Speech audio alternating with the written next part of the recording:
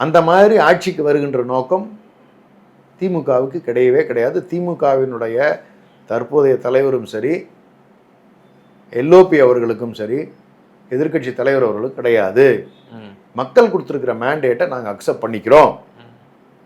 ஆனால் நீங்கள் செய்கின்ற தவறுகளை நாங்கள் வெளிப்படையாக சொல்லுகிறோம்.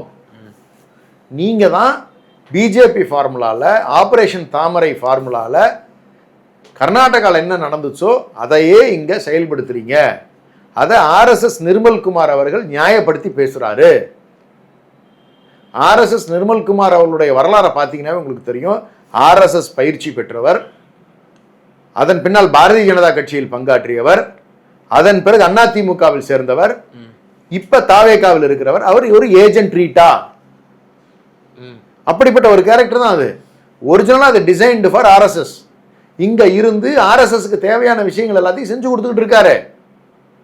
நீங்க கன்று படியிடுதல் விஷயத்துல இன்னைக்கு நீங்க அப்பீல் போகல. அதை நீங்க ஸ்டேக் ஹோல்டர்ஸான இந்த தமிழ்நாட்டு மக்களுடைய உரிமைகளை நீங்க பறிக்கின்ற வகையில் இருக்கிறதுக்கு நீங்க பதிலுரை போடவே இல்லை. அதை பத்தி பேசவும் இல்லை கோர்ட்ல ஒரு ஆர்டர் பாஸ் பண்றதுக்கு. சிபிஎஸ்சியில் மும்மொழி கொள்கையை மும்மொழி கொள்கையை கொண்டு வருவதற்கான முயற்சிகள்ல நீங்க மறுப்பு சொல்லாம இருக்கீங்க. சட்ட ரீதியான எதிர்கொள்ளல் இல்லை. இது மாதிரி ஒவ்வொரு விஷயத்திலையும் நீங்க என்ன பண்றீங்கன்னு சொல்லி சொன்னா பிஜேபிக்கு ஃபேவர் பண்ற வேலையை செய்யறீங்க. இன்னும் ஒருபடி மேல போய் சொல்றேன், திருப்பரங்குன்றத்துல நீங்க என்ன பண்ண போறீங்கன்னு எங்களுக்கு தெரியும். நீங்க ஏஎஸ்ஐக்கு இதை ஒப்படைக்கிறதுக்கு வேலை பார்க்குறீங்க.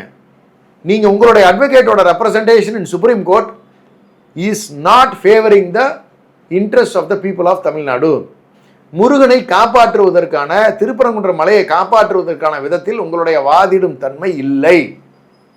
முழுக்க முழுக்க ஏஎஸ்ஐக்கு ஒப்படைக்கின்ற வகையில் இந்த முருகன் கோயில, இந்த முருகன் இருந்த தலத்தை ராமர் கிட்ட விற்க போறீங்க. நாளைக்கு ராமர் முடிவு பண்ணுவாரு எத்தனை மணிக்கு நீங்க தீபம் ஏற்றணும், எந்த இடத்துல ஏற்றணும்னு ஏஎஸ்ஐ முடிவு பண்ணும். இது நடக்குதா இல்லையான்னு வேடிக்கை பாருங்க.